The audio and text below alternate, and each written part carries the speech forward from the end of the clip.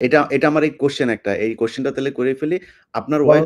আপনার ওয়াইফকে অপহরণ করেছিল এই শেখ মুজিবের, তারপর গোলাম মোস্তফার ছেলে এরা, কামালের বন্ধু-বান্ধবেরা। না, এটার গাজী বলতে নিজে। নিজে ছিল। নিজে। আচ্ছা। তো হ্যাঁ, নিজে। আপনার স্যার আপনি এটার বিচার চেয়েছিলেন শেখ মুজিবের কাছে। আপনি আমার এটা বউ বিচার কন্টিনিউ চেয়েছিল। করেন। জি, কন্টিনিউ করেন স্যার এবার। হ্যাঁ, যে আপনি আপনি প্রাইম মিনিস্টার, কারণ ঘটনাটা নিজেই কি ছিল স্যার? ঘটনাটা কি ছিল স্যার? একটু শুরু থেকে বলুন স্যার। ঘটনা এটা একটা মানে মজার ঘটনা। আচ্ছা, তুমি শুনতে চাও? তুমি তো আমার বইতে লেখা আছে যদিও। সবাই শুনতে চায় স্যার। সবাই, আমি একা না, সবাই শুনতে চায়। ঘটনাটা হচ্ছে, আমার এক খালাতো বোন, তার নাম তাহমিনা। তার বিয়ে ঠিক করেছিলাম আমি আর নিম্মি কর্নেল রেজার সাথে, যে আমাদের চেয়ে জুনিয়র চাকরি। তার সাথে বিয়ে হবে, অনুষ্ঠান হবে লেডিস ক্লাবে। তো দুপক্ষেই আমাদের পরিচিত, অতএব আমরা হলাম ভাই মিডিয়া। ঠিক আছে, ঠিক আছে। তখন আমরা কি করলাম, সমস্ত অ্যারেঞ্জমেন্ট আমাদের উপরে দায়িত্ব আসলো। তো কাকে রাখি আর কাকে বাদ দেই, এত মানুষের সাথে পরিচিতি। তো আমরা যাই হোক বেশ ভালোই, প্রায় 2-3 হাজার লোকের মতো লোক ইনভাইট করা হলো দুই তরফে। চলছে বিয়ের আসর। তখন আমার একমাত্র শালা, যার নাম বাপ্পি, ও ম্যাকগিল ইউনিভার্সিটিতে পড়তো, ওখান থেকে ছুটিতে আসছে দেশে। He was also present in this ceremony. আমি আর নিমিত দুই পক্ষের মানে হোস্ট বলতে পারো, হুম, সবাই দেখাশোনা করছি। বাপ্পি বসে আছে ছেলেদের যেখানে বসার জায়গা সেখানে। তখন লম্বা চুলের একটা ফ্যাশন ছিল। He has just come from Canada, তো লম্বা চুল, and he had beautiful hair, and he was a handsome man. হুম। আমার মতো এত খারাপ চেহারার লোক ছিল ওইটা না। পরে ওইটা অনুষ্ঠানের শেষ হওয়ার আগে বলব স্যার। জি, বলেন। আচ্ছা, তারপর তোমার ও বসেছিল অন্যান্য গেস্টদের সাথে। তার পিছনের রোতে গাজী গোলাম Mustafa and his wife was also invited in that function from the other side, not from our side, মানে ছেলে পক্ষের। বুঝতে পেরেছি। তো গাজী গোলাম মুস্তফার ছেলেরা আর তার সাঙ্গবঙ্গ পিছনের সিটে, পিছনের রোতে সিটে বসা। তাদের মধ্যে একটা ছেলে বাপ্পির চুল টান দিল পিছন থেকে। তো বাপ্পির পিছনে, ভদ্র মানুষ, বিদেশে থাকে, বিদেশে বড় হয়েছে, পিছিয়ে বললো, কিছু বলে নাই, সামনে আবার ওরা চুল টান দিল। দ্বিতীয়বার টান দেওয়ার পরে বাপ্পি পিছনে তাকে দেখো যে একটা ছেলে হাত সরিয়ে দিল। তখন বলি যে তুমি চুল টান টান দিয়েছ? বলছে হ্যাঁ। বলে কি কেন? সেটা আমরা দেখছিলাম যে এত সুন্দর চুল, এটা কি পরচুলা না আসল? আচ্ছা, চিন্তা করো। হুম, সে তখন ইউনিভার্সিটিতে পড়ে, আর এই পুচকে ছেলে তখন বোধহয় স্কুলেও পড়ে না, বা স্কুলে 6-7 ক্লাস হবে। তখন বাপি বলে, বেয়াদব ছেলে, তুমি আর এখানে বসবে না, তুমি অন্য কোথাও গিয়ে বস। ওরা বেরিয়ে চলে গেল। আমরা কিন্তু কিছুই জানি না, মানে আমি আর নিমি এত ব্যস্ত, দুই পক্ষকে দেখাশোনা, খাওয়া দাওয়া চলছে। হঠাৎ দেখলাম দুটা মাইক্রোবাস, রেড ক্রসের, আর একটা গাড়ি, গাড়ি, সবুজ রঙের গাড়ি আগে, পিছনে দিয়ে মাইক্রোবাস। মাইন্ড ইউ, তখন কিন্তু আমার নিজের personal security guard with wireless মজুদ লেডিস ক্লাবে। হুম। আমি তখন কুমিল্লা থেকে আসছি বিয়ের জন্য। তো ন্যাচারালি আমাদের গার্ড নিয়ে চলাফেরা, এটা তো আর্মির নিয়ম, এটা তুমি জানো। আসলো, থামলো, দুইটা মাইক্রোবাস থেকে প্রায় 8 জন ট্রেনগারধারী সাদা পোশাক পরা লোক নামলো, আর ফোকসো গাড়ি থেকে নামলো গাজী গোলাম মোস্তফা স্বয়ং। তার স্ত্রী কিন্তু উপস্থিত মেয়ে মহলে। উনি গাড়ি থেকে নেমেই চিৎকার করতে শুরু করলেন, মেজর ডালিম কোথায়, মেজর ডালিম কোথায়, মেজর ডালিম কোথায়? বহুতবার বাড়ছে, আর সহ্য করা যায় না। আমি অবাক হয়ে গেলাম, এরকম চিৎকার করছে কে? তখন একজন একটা ছেলে এসে একজন হি ওয়াজ এ ট্র্যাক প্লাটুনের একটা ছেলে, আমার নামটা মনে নাই, এসে বললো যে ভাই আপনাকে শুট করতে এই চিৎকার করতে এই তো গাজী গোলাম মোস্তফা, তার সাথে আট 10 জন ট্রেনগারধারী লোক আছে। মাইন্ড ইউ, তখন কিন্তু army was deployed in the whole country to recover illegal arms. আর আমাদের ঢাকার হেডকোয়ার্টার ছিল রেস কোর্স, আমরাও সেই অপারেশনে যুক্ত ছিলাম। যাই হোক, আমি বাইরে আসলাম, আসে গাড়ি গোলাম মোস্তফার সামনাসামনি বারান্দাতে, আমি মেজে দাঁড়িয়ে, আপনি আসুন, আপনার বেগম সাহেব তো আছেন ভিতরে, আপনি আসুন, বরবধূকে আপনি দোয়া করে দিন। হারামজাদা বারবার সে আর্মির আজকে আমি উচিত শিক্ষা দেব। আমি দেখলাম আমার চারদিকে ওই ট্রেনগান থাকাইলেও প্রায় 4-5 জন মানুষ, আর 4-5 জন খালে দাঁড়িয়ে। আমরা এটা কি, আমি একজন ট্রেন মানুষ, আমার স্কট আছে ওখানে প্রায় 4-5 জন, ওয়্যারলেস আছে, I can call anyone any time, MP unit যে ইউনিট দরকার হয়। এই কি অবস্থা, একটা বিয়ে বাড়ির মধ্যে এরকম একটা হুলস্থুল কাণ্ড। আপনি দেখেন কিছুই কি ব্যাপার কি, আপনি আজকে তো উত্তেজিত করেন, আমি তো জানি না যে এর মধ্যে কি ঘটনা ঘটে। ওগুলো ওঠ, এ উঠা মাইক্রো বাইক, আমাকে ঠেলতে ঠেলতে নিয়ে যাচ্ছে মাইক্রো। আপনি ব্যাপার কি গাড়ি, এটা একটা বিয়ে বাড়ি, একটা মেয়ের বিয়ে হচ্ছে, আর আপনি আমাকে বলছেন উঠ, কি আমার কাপড় টাপড় ধরে 4 জন মিলে আমাকে উঠালো। খবর চলে গেল ভিতর অন্য মহলে, নিম্মি আর আমার শাশুড়ি, আমার খালা শাশুড়ি মানে কন্যার মা, উনি বেরিয়ে আসলেন। ওনারা আসলেন যে কি ব্যাপার, দেখে যেরকম আমাকে ঠেলাঠেলি করে উঠানো হচ্ছে মাইক্রোবাসে। আমি মাইক্রোবাসে উঠলাম, উঠে দেখি চুল্লু আর আলম নামে 2 জন মুক্তিযোদ্ধা, ক্র্যাক প্লাটুনের সদস্য, তারা ছিল আমার ছোট ভাই স্বপনের সাথে, স্বপন বীর বিক্রম। ওদেরকেও মারতে মারতে মানে রক্ত বের করে ফেলেছে, মুখ দিয়ে রক্ত ঝরছে, আহত অবস্থায় তারাও মাইক্রোবাস। তখন আমার খালাম্মা গাদিকে বললো, গাদি সাহেব আপনি কি করছেন, আমার মেয়ের বিয়ে হচ্ছে, আর দে আর দি, তারা বর পক্ষেরও কন্যা পক্ষেরও, কি হয়েছে কি, ওরা তো ব্যস্ত। বলে আমি ওদেরকে উচিত শিক্ষা দেবো, ওকে আমি উচিত শিক্ষা দেবো। তখন আমার স্ত্রী বললো যে আপনি তাকে একা নিয়ে যেতে পারবেন না, আপনি আমাকে সঙ্গে নিয়ে আসবেন। ঠিক আছে চল, ওরেও ধাক্কা দিয়ে উঠায় দিল মাইক্রোবাসে। তখন আমার খালা বললেন, কাজী সাহেব আপনি কিন্তু বাড়াবাড়ি করছেন, ঠিক আছে, যেখানে আপনি নিয়ে যেতে চান আমিও যাবো সাথে। কাজী কি স্যার তখন ঢাকা আওয়ামী লীগের সভাপতি নাকি? তখন সে আওয়ামী লীগের সভাপতি নয়, he was also the chairman of the Red Cross। বুঝতে পারলা, শেখ মুজিবের সবচেয়ে প্রিয় লোক সে তখন। সে ঢাকার মধ্যে মানে ঢাকা শহরে সে হলো মুজিবের সবচেয়ে বড় লাঠের সর্দার। অশিক্ষিত মূর্খ মানুষ সাধারণত রেড ক্রসের চেয়ারম্যান হয় না, কিন্তু ওকে বানানো হয় যাতে করে লুটের এই যে রিলিফের মার চুরি চামারি করতে সুবিধা। যাই হোক, সেটা অন্য ব্যাপার। তারপরে আমাদেরকে নিয়ে উনি গাড়ি ঘুরে চললেন প্রথম ফার্ম গেট দিয়ে ভিতরে ঢোকার পরে আমি দেখলাম যে আরে সম্পূর্ণ কোথায় চাচ্ছে, লক্ষ্মীবাড়ি ক্যাম্পে নাকি।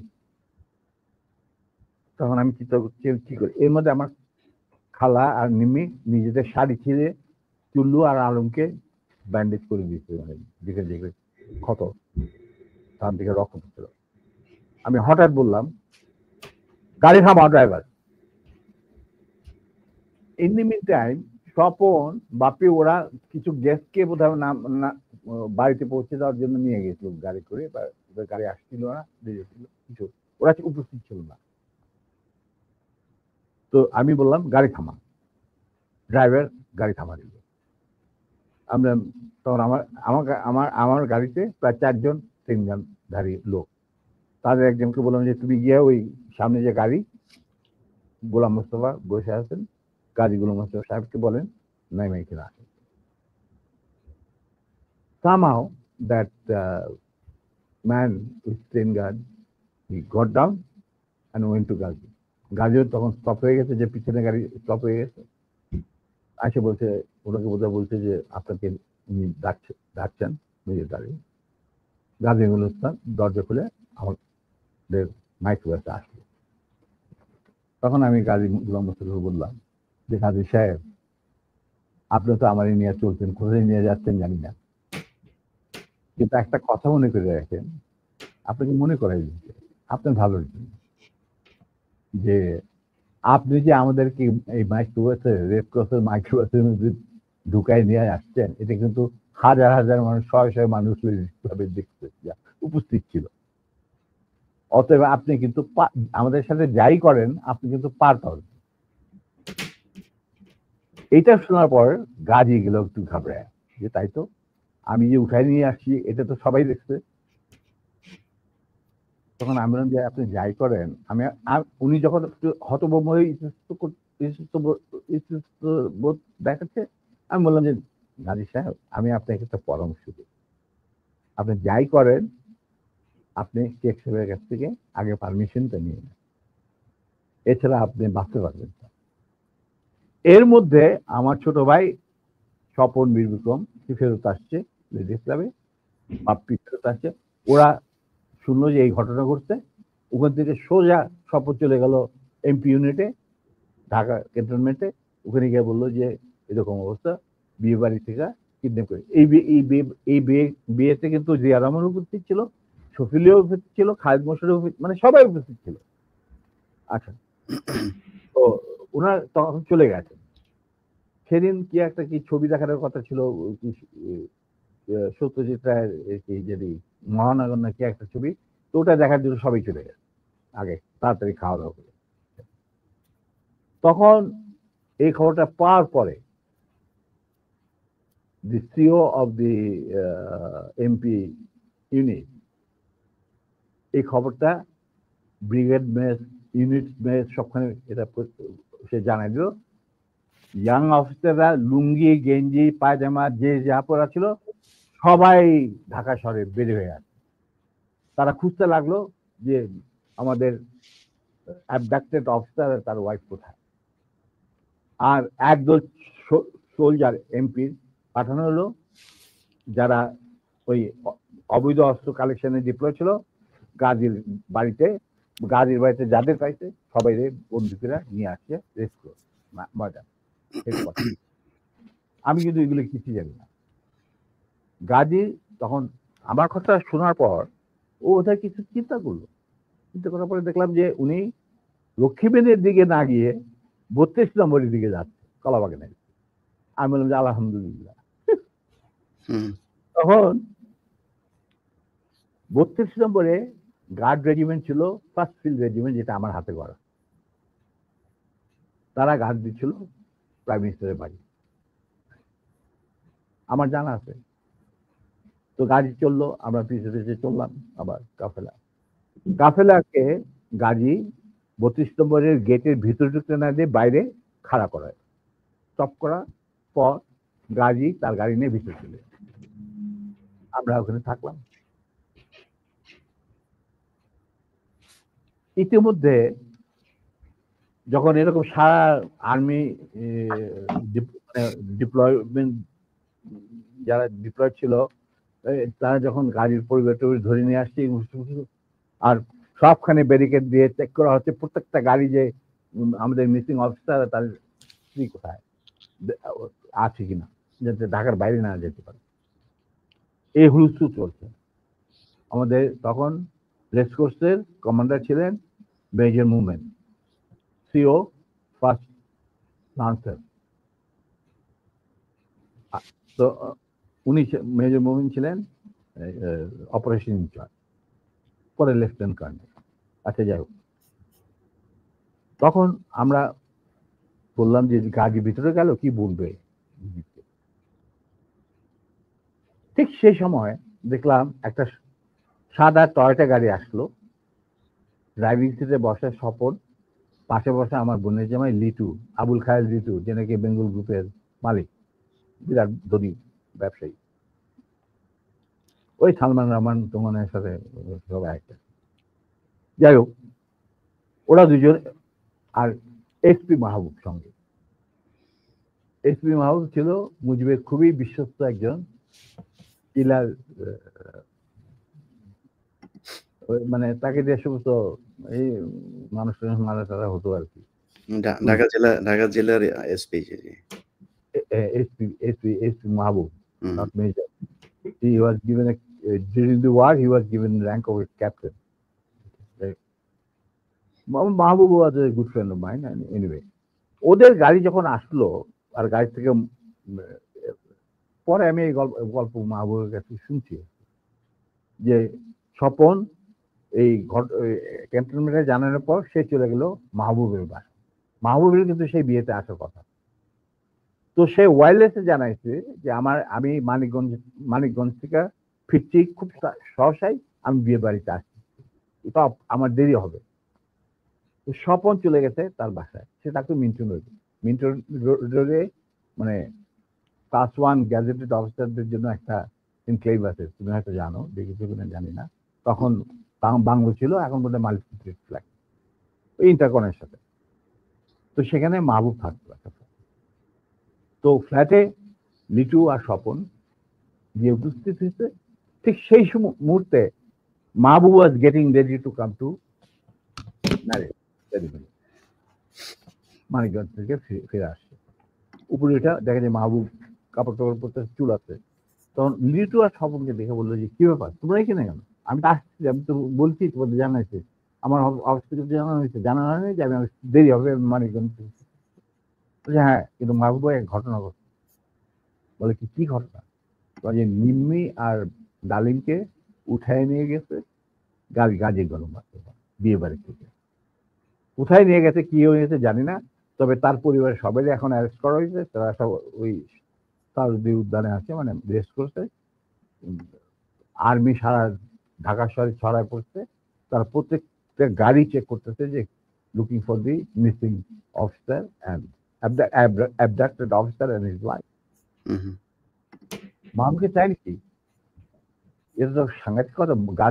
গাড়িতে তো বিশ্বাস করা যায় না বলে সে রেড টেলিফোন করতে, মানে হাত দিতে গেছে, রেড টেলিফোন বেজে উঠছে।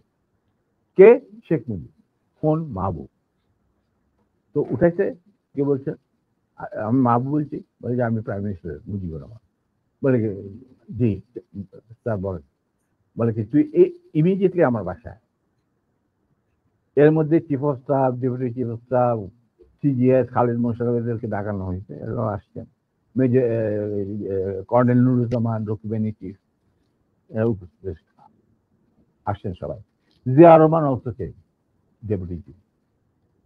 আচ্ছা, মাহবুব তখন চলো, তখন লিটুদের গাড়িতে বসেই ও চলে আসলো। তো ওই গাড়িটা যখন গেল, গাড়ির নাম্বার দেখে আমি বুঝলাম যে উই আর সেফ, আমাদের মারবে না। কারণ এরা যখন এসে উপস্থিত হয়েছে, তার মানে things will be under control. আর সারা দেশে কি হচ্ছে এগুলো কিন্তু জানি না, মানে সারা ঢাকা শহরে। তখন গেটের সামনে থামলো, ওটা থেকে মাহবুব নামলো, স্বপন লিটু গাড়ি নিয়ে দূরে গিয়ে সামনে ব্রিজের কাছে থামলো, গাছের ছায়া নিচ্ছে। আমরা যে মাইক্রো বাসটা আসছি, ওটা কিন্তু ওরা জানে না। মাহবুব চলে গেল ভিতরে। ইন দি মিনটাইম আমি চিন্তা করছি যে আমি কি করব, কি করা কি। আমার ফার্স্ট ফিল্ডের রেজিমেন্টের লোকেরা মুজিবের গার্ড রেজিমেন্ট হিসেবে তখন নিয়ে যেত। আমি যদি একটা আওয়াজ দেই, তখন তো তারা সমস্ত ব্যারেল ঘুরাই দেবে। কিন্তু এর মধ্যে একটা ক্রস ফায়ারের সিচুয়েশনে কে মরবে কে বাঁচবে, এটাও তো একটা সমস্যা। এটা বোধ হয় ঠিক হবে না। যেহেতু মাহবুব ভিতরে গেছে, লেটস সি হোয়াট হ্যাপেন। কিছুক্ষণের মধ্যেই মাহবুব, আমি দেখলাম যে মাহবুব না, শেখ কামাল, রেহানা, তারপরে শেখ জামাল, বেগম মুজিব নিচে গেটের বাইরে এসে আমাদেরকে খালাম্মা টালাম্মার চলার অসুবিধা, মানে রক্তাক্ত চুল্লু, ওদের দেখে তো ওরা ঘাবড়ে গেছে। তারপরে নিম্মির অবস্থা তো ভিতর নিয়ে আমাদের ভিতর নিয়ে গেল। তখন ভিতর না যাবো দেখলাম সিটিং রুমে প্রথম আমাকে ডাকলেন মুজিবুর রহমান আর আমার নিম্মিকে। তো রেহানারা সব ওখানে দাঁড়ায় রইল, মিসেস মুজিব দাঁড়ায় রইলেন, আমরা ভিতরে গেলাম। গিয়ে দেখে সব মজলিস বসে আছে, chief of staff, deputy chief staff, CGS and all that. তখন এর মধ্যে গাজী গোলমেস্তার বাসা থেকে ফোন আসছে প্রাইম মিনিস্টারের কাছে যে বাড়ির সবাই ধরে নিয়ে গেছে আর্মি। যতক্ষণ পর্যন্ত আমাদের অফিসার লেডি ওয়াইফকে না পাওয়া যাবে আমরা কাউকে ছাড়বো না। আর ওই গার্মেন্ট 17 দিন যে গার্মেন্ট গেছিল মাইক্রোবাসিটি, এই খবর শুনা গাজীরও মুখ শুকায় গেছে, মুজিবুর রহমানেরও মুখ শুকায় গেছে, যার জন্য এই সবাইকে ডেকে নিয়ে আসছে, জিয়া রহমান, শফিউল্লাহ, খালিদ মোশাররফ। আচ্ছা, তো মরলি বুদ্ধি আর কি। আমরা ঢুকতেই নিম্মিকে জড়াই ধরলেন মুজিবুর রহমান, না তুই কাঁদিস না, তুই কাঁদিস না, আমি এটার বিচার করবো। এই হারামজাদা গাজী, তুই করছিস কি?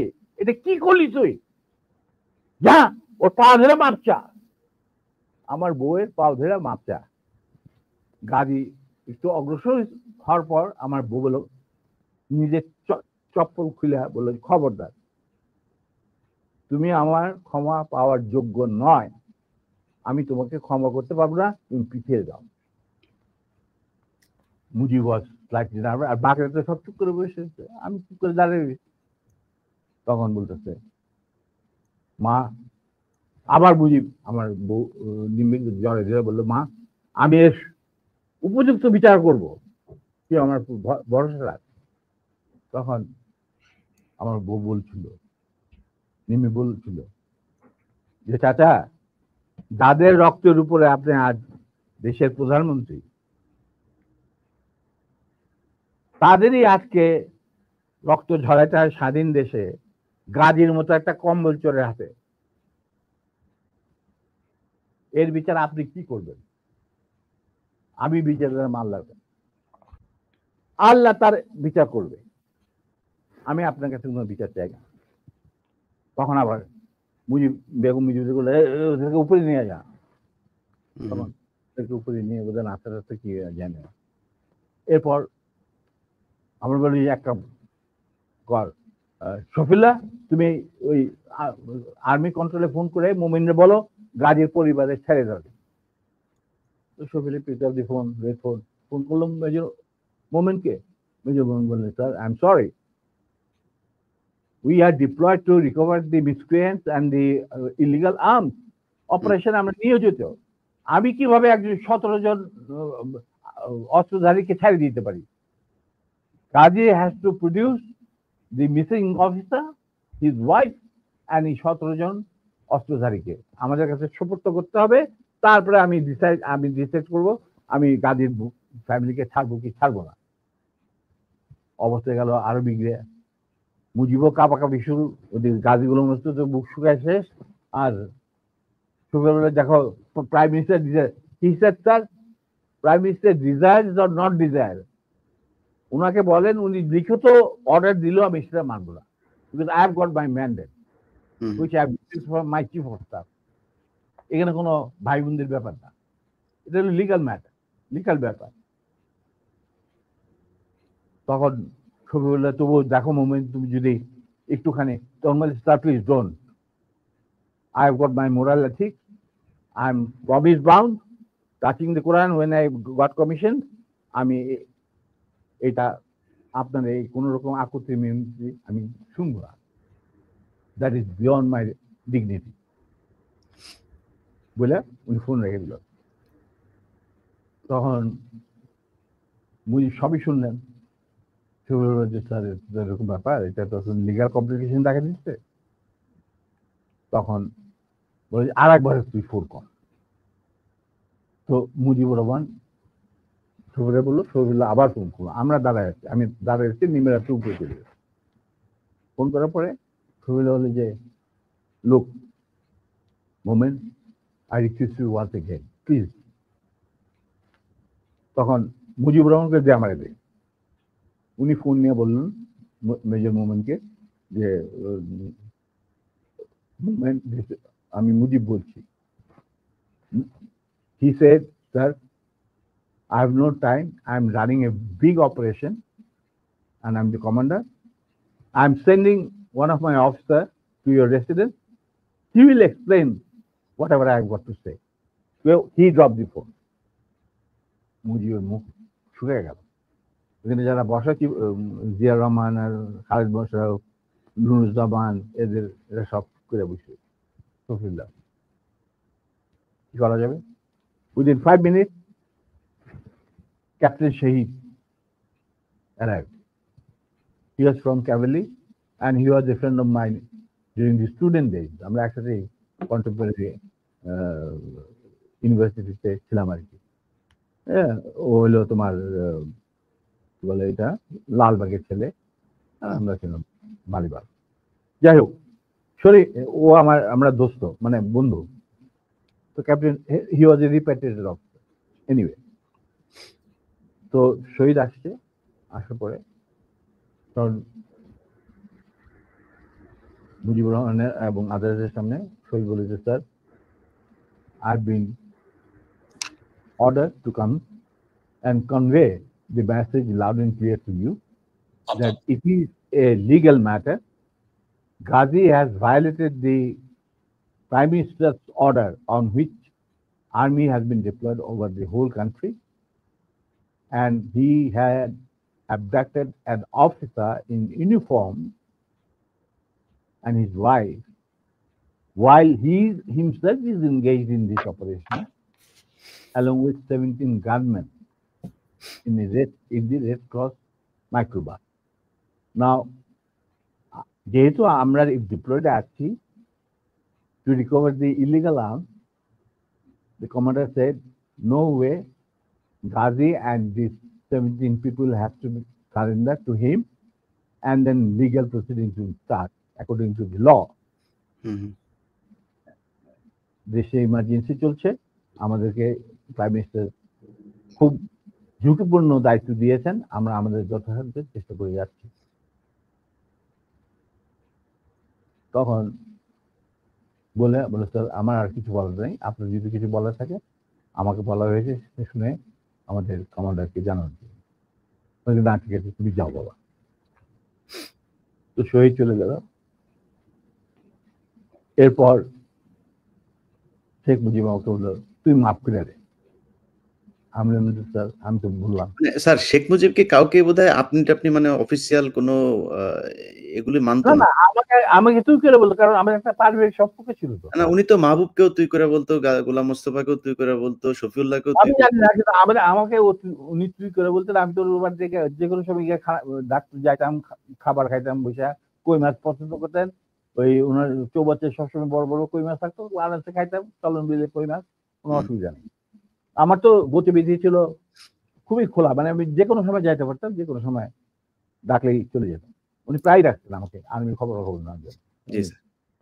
তো এখন উনি বললেন, ঠিক আছে দাঁড়েন, যা, আমি বিচার করব। আমি স্যার ভেরি গুড। তো এই আমার গাড়ি বাইক করে ওরা বাসায় পৌঁছে দিয়ে, ওরা নিবে এদেরকে বাসায় পৌঁছে, মানে মার্সিডিজ।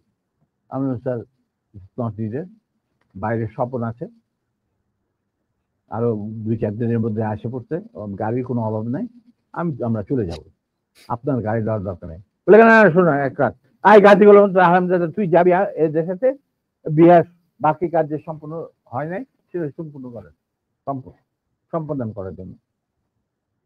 নিমি বলল, খবরদার, তুমি আর লেডিস ক্লাবে ঢুকার তোমার কোনো অধিকার নাই, তুমি সেটা লস করছো, তুমি যাবে না, ইউ উইল নট গো।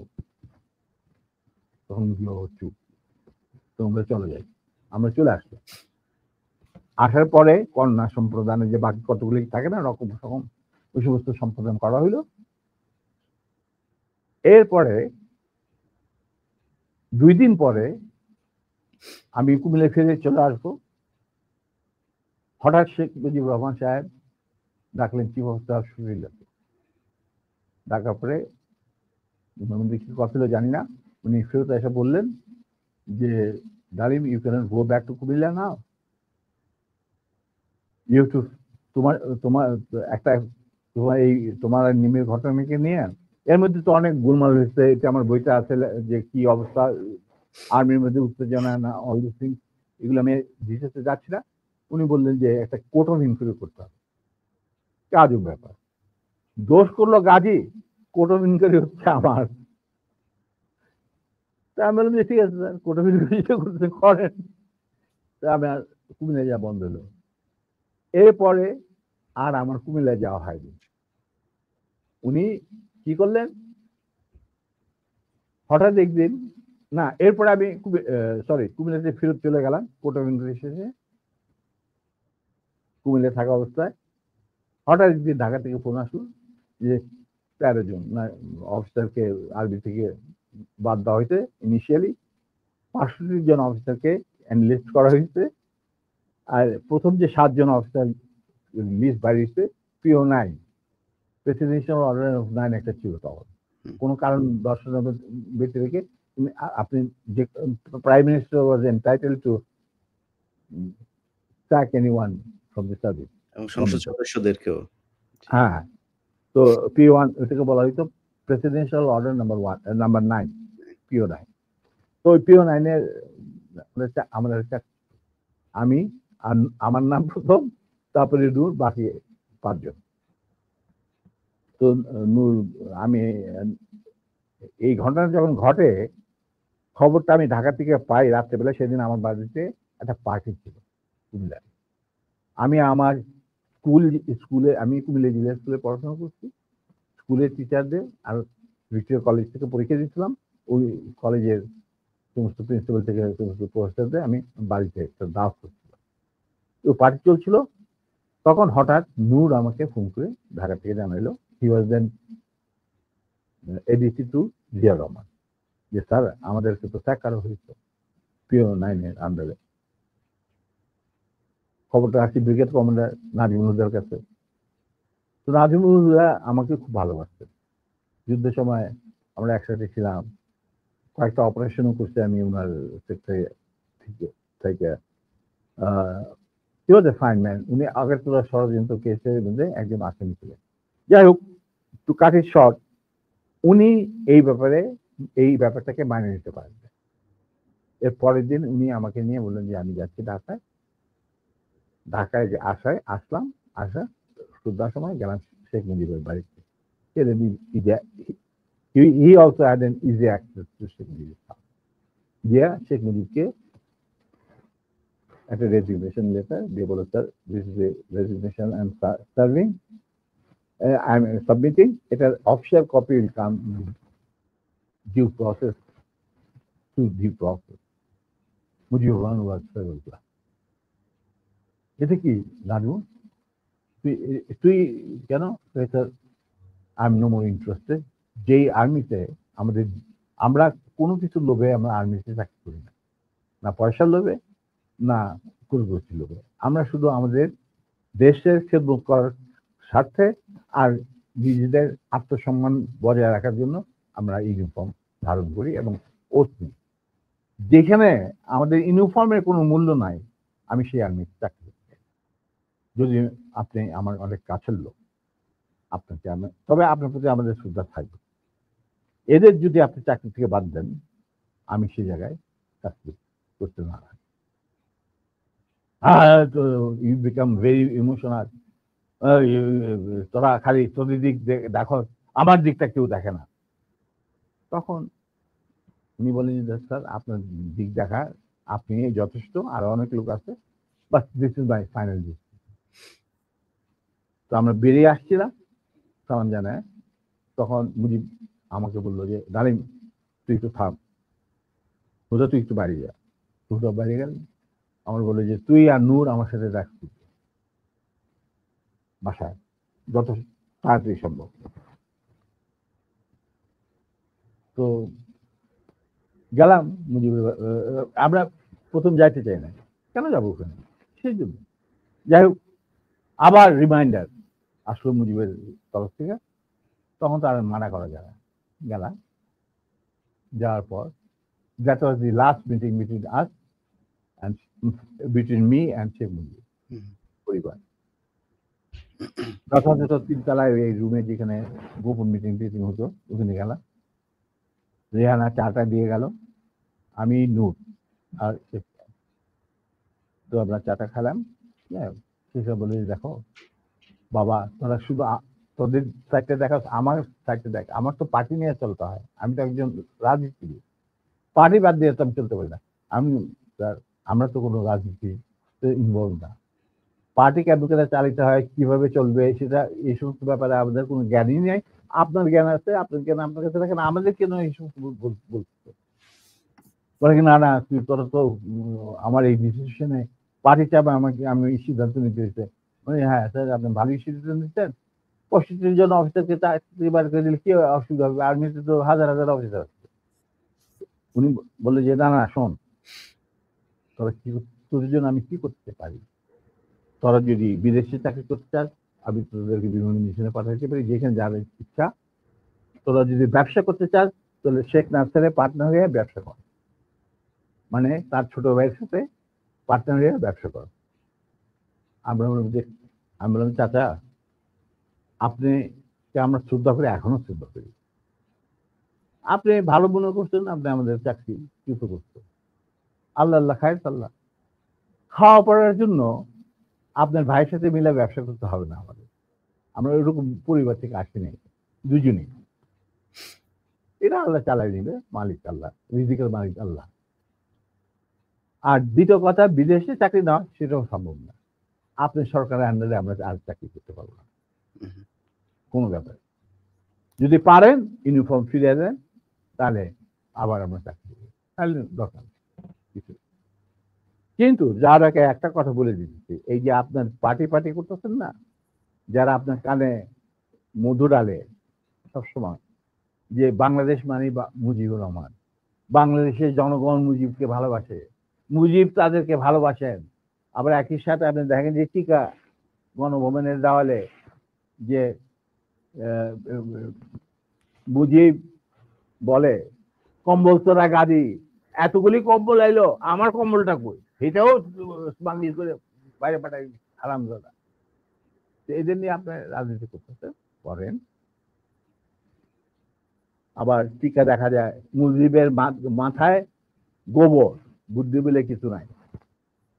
আপনি আবার তুফাইল দিগান এই কথা জানলো কিভাবে জনগণ, তখন আবার তুফাইল কাজ এগুলি মুছে জানলি জলদি চাচা, এই যে চাচার দল আপনাদের ঘিরে রাখছে, আপনি জানেন না, আপনি আজকে 71-এর আগে যে মুজিব আপনি ছিলেন সেই মুজিব আজকে আপনি না, আপনাকে জনগণ কতটা যে ঘৃণা করে, আপনি যে জনগণ কত দূরে চলে গেছেন, আমরা মাঠে ময়দানে কাজ করি আমরা জানি,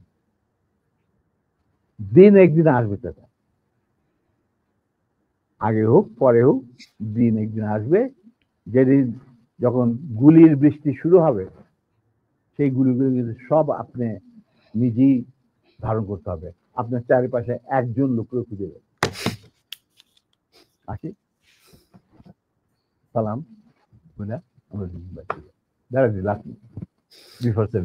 স্যার, আপনার অ্যাসিস্ট্যান্ট যারা আছে তারা আমাকে একটু হারি আপ করতে বলছেন। আমি এক কথায় একটা কোশ্চেনের উত্তর নেই যে শেখ মুজিব বেশি খারাপ মানুষ ছিল না শেখ হাসিনা বেশি খারাপ ছিল স্যার?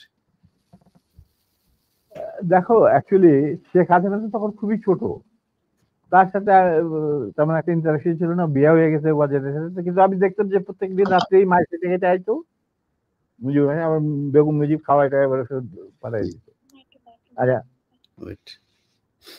তখন সে ছাত্র রাজনীতিতে কিছু চলতি ছিল, তেমন বিশেষ কিছু না, ওর চেয়েও বড় বড় নেতা ছিল মহিলা আওয়ামী লীগে, অতএব আমি এই ব্যাপারে তেমন একটা বলতে পারবো, তবে স্বৈরাচার হিসাবে বলতে পারবো। হ্যাঁ, আমি এটাই বলছি জি স্যার, এখনকার হাসিনার কথা বলছি জি স্যার। এখনকার হাসিনা ওয়াজ ফার মোর ভিশাস এবং রক্তপিপাসু দেন হার ফাদার, এটা বলতে আমার কোনো, মুজিব বীজ বপন করেছিল এক নায়াতে ফেরে, আর সেইটাকে 16 বছরে পাকাপোক্ত করতে ভারতের সাহায্যে হাসিনা, এবং সে তার চেয়েও বেশি বাংলাদেশে ক্ষতি করছে, বাংলাদেশের লোকে মারছে, গুম করছে, আয়না ঘর, সেই ঘর, ফাল, এই সমস্ত। অতএব তার কীর্তিকলাপ মুজিবের তুলনায় হাজার গুণ বেশি। স্যার, মেজর এটা জলিলকে আপনারা মেজর জলিলকে গ্রেপ্তার করেছিলেন কেন আপনারা স্যার? কে? মেজর জলিলকে কেন গ্রেপ্তার করতে হলো? ও, সে আমাদের একজন সহজ মানে সমমনা সেনা মেম্বার ছিলেন। ওনাকে বন্দি করছিলেন, মূল কারণ ছিল ওই ভারত যে 16,000 কোটি টাকার জিনিসপত্র চুরি করে লুট করে নিয়ে গেছিল বাংলাদেশ থেকে, যেটা পারমিশন দিয়েছিল মুজিব সরকার, মানে তাজউদ্দিন সরকার, মুজিব সরকার। তার বিরুদ্ধে he was the man who spoke out, যে আমি একটা জিনিস বনগা দিয়ে কোনো ট্রেন যাইতে দেব না। সেই জন্য তাকে অ্যারেস্ট করছিল। পরবর্তী মুক্তিযোদ্ধাদের আমাদের চাপে ছাড়িয়ে দিতে বাধ্য।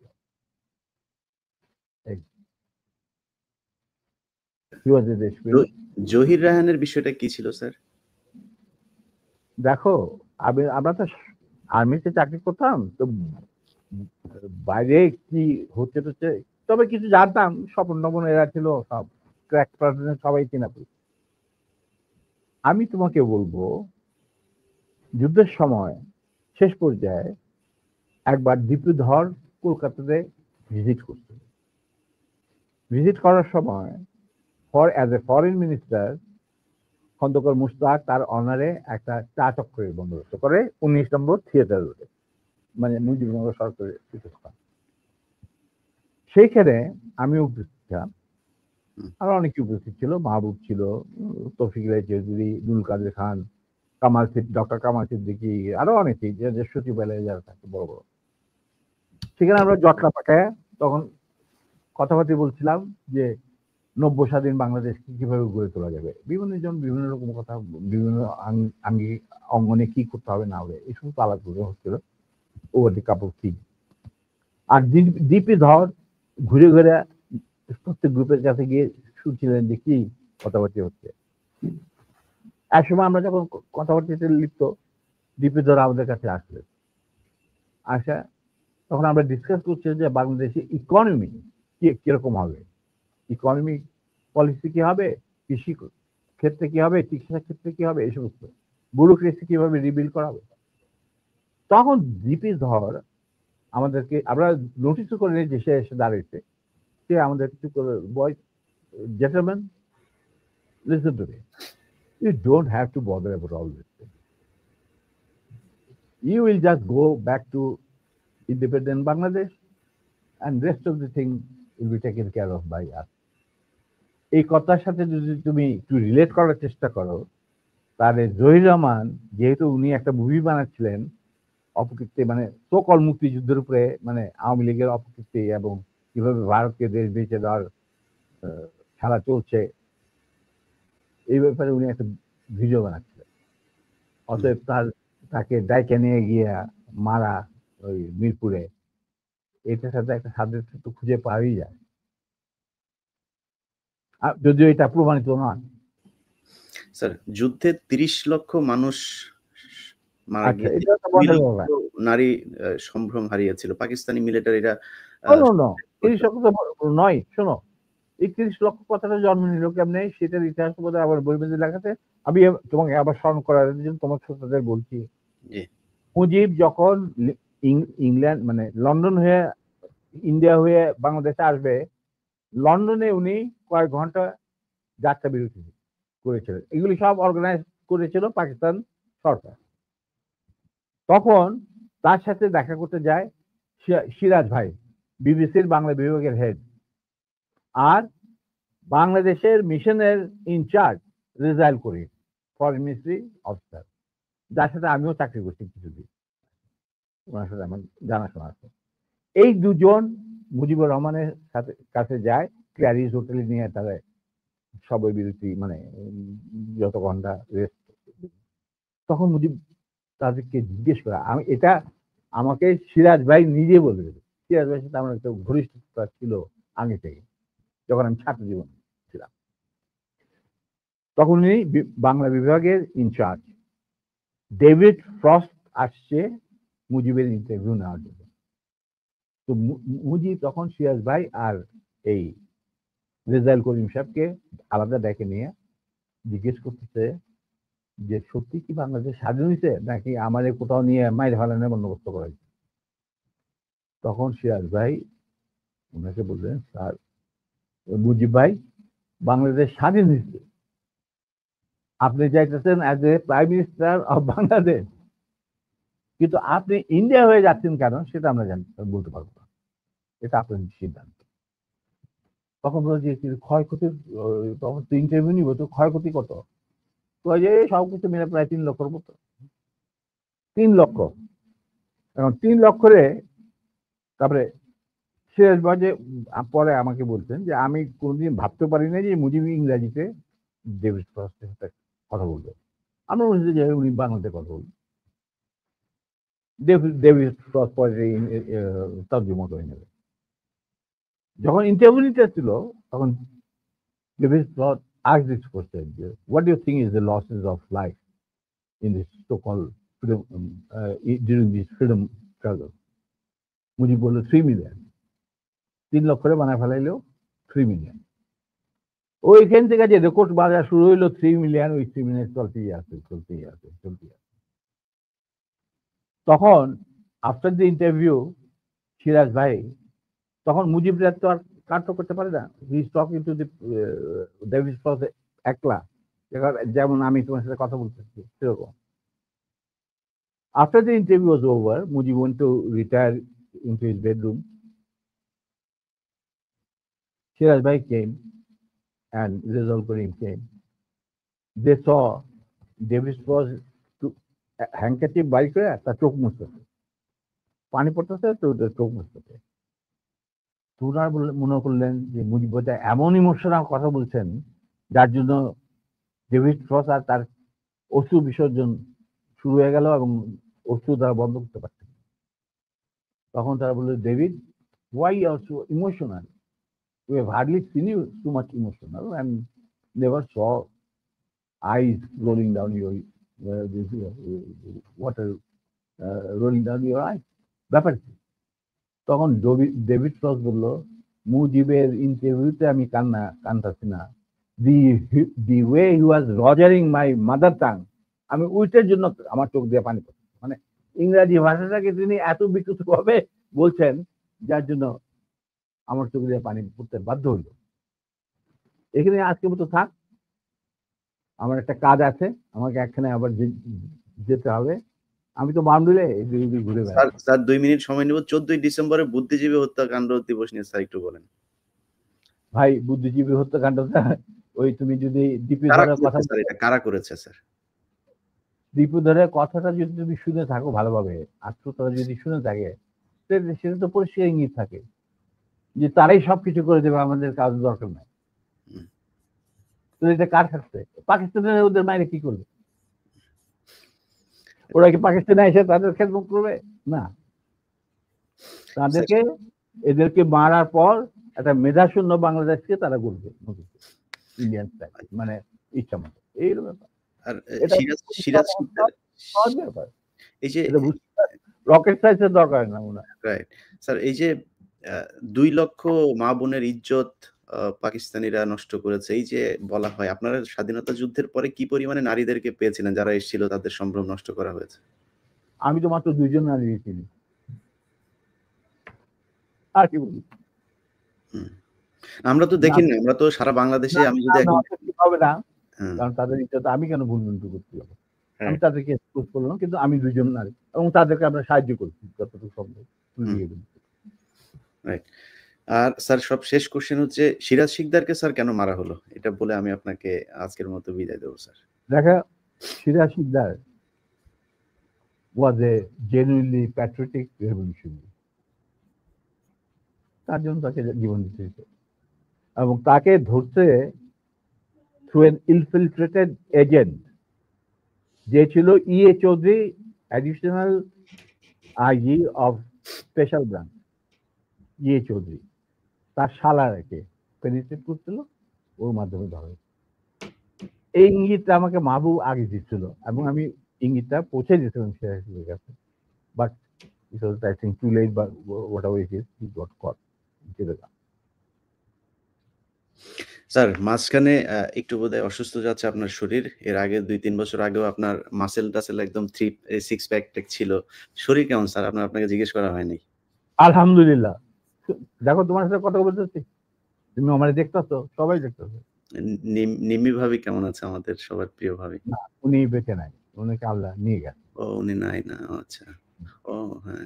এবং উনি মারা গেলেন কত বছর, প্রায় 1905 সালে মারা গেছে। 2005? হ্যাঁ, কারণ হুম। she was not allowed to take any treatment. She was under house arrest. 1996 মধ্যখানে খালেদা জিয়া ক্ষমতা এসেও তার পাসপোর্টটা দেয় নাই। Yes. Then she was, when she was free, he fought legal battle and got her passport. কোনো ইয়া করে না, তোষামত করে না। যদিও Kamal Siddiqui wanted to do that, যে ম্যাডামের সাথে একবার দেখা, অন্যদিন আমি ম্যাডামের সাথে দেখা করবো। যাই হোক, legally he got it back, she got it back. তখন it was the 4th stage of cancer. তো যখন তোমার 4th stage ক্যান্সার চলে যায়, তখন আর সেই যুগে কোন কিছু শিখতে পারে। আমি অনেক জ্ঞান নিয়ে গেছি, আমি কি করতে পারি। যাক প্রিয় দর্শক, মেজর আমাদের প্রিয় এই জাতির সূর্য সন্তান ডালিম, আপনাকে অসংখ্য ধন্যবাদ। আমরা ৫০ বছর পরে হলেও অন্তত আপনার কথা শুনতে পেরেছি। এটা আমাদের জন্য অনেক বড় পাওয়া। আজকে আমার চ্যানেলে আমি সবশেষ দেখেছি ৮ লাখ মানুষ একসাথে দেখছিলেন। আমার মনে হয় এই রেকর্ড বাংলাদেশের ইতিহাসে আর কখনোই হবে কিনা জানি না। শুধু ভিডিও দেখা না, বাংলাদেশের মানুষের কাছে আমার অনুরোধ থাকবে, উনি মাঝে একটু কথা বলেছেন যে শেখ মুজিব ওনার স্ত্রীর সাথে গাজী গোলাম মোস্তফা, যিনি কিনা শেখ মুজিবের এই লুটপাটের সহযোগী, ঢাকা জেলা আওয়ামী লীগের সভাপতি ছিলেন এবং রেড ক্রসের প্রেসিডেন্ট বানিয়েছিলেন, একজন খুব সৎ বিচারপতিকে সরিয়ে দিয়ে তাকে বসিয়েছিলেন এই চেয়ারে। তো এই শেখ মুজিবের মুখের কথা এবং কাজের মধ্যে কতটা তফাৎ, সেটা ওনার একটা বক্তব্যে শুনলেন। ওনার স্ত্রীকে তুলে নিয়ে গেলেন, আবার ওনাকেই চাকরিচ্যুত করেছিলেন। তো আমরা এই জিনিসগুলো ভুলে যাই। শেখ হাসিনা গত ১৫ বছরে সেই বিডিআর হত্যাকাণ্ড থেকে শুরু করে, আমি কালকে বিডিআর হত্যাকাণ্ডের সেই ফুটেজগুলো দেখছিলাম। হেফাজতের হত্যাকাণ্ড, বিভিন্ন মানুষকে ধরে নিয়ে যেয়ে হত্যা করা, মানুষকে ক্যান্টনমেন্টের ভেতরে পাকিস্তান সেনাবাহিনীও তো বাংলাদেশের সেনাবাহিনীর যাদেরকে আটক করেছিল, এইভাবে আয়নাঘরের মধ্যে রাখে নাই। তো এগুলো আমরা ভুলে যাই বলে আবার মাঝে মধ্যে এ ধরনের স্বৈরাচার আমাদের ঘাড়ে চেপে বসে। আমার মনে হয় আমাদের এই দাবিটা তুলে আনা উচিত যে আমরা মেজর ডালিম বীর উত্তম তাকে আমরা ফেরত চাই, এবং বাংলাদেশ সরকারের কাছে আমার অনুরোধ থাকবে, বিশেষ করে বিএনপির কাছে আমার অনুরোধ থাকবে যে মেজর ডালিমের কাছে আমি অনেকদিন ধরেই এই অভিযোগটা শুনছিলাম যে মেজর জিয়াউর রহমান সাহেব ওনাদের প্রতি সুবিচার করেন নাই। এবং আজকে বেগম খালেদা জিয়া আছেন, তারেক রহমান আছেন। আপনাদের কাছে অনুরোধ থাকবে, ভারতের সাথে মিলেমিশে থাকতে চেয়ে তাদের অনুকম্পা পেয়ে ক্ষমতায় থাকবেন, এই স্বপ্ন যতবার দেখবেন ততবারই ২১শে আগস্টের মতো, ততবারই ১০টা আগস্ট মামলায় যেভাবে আপনাদেরকে ফাঁসানো হয়েছে এভাবেই ফাঁসতেই থাকবেন।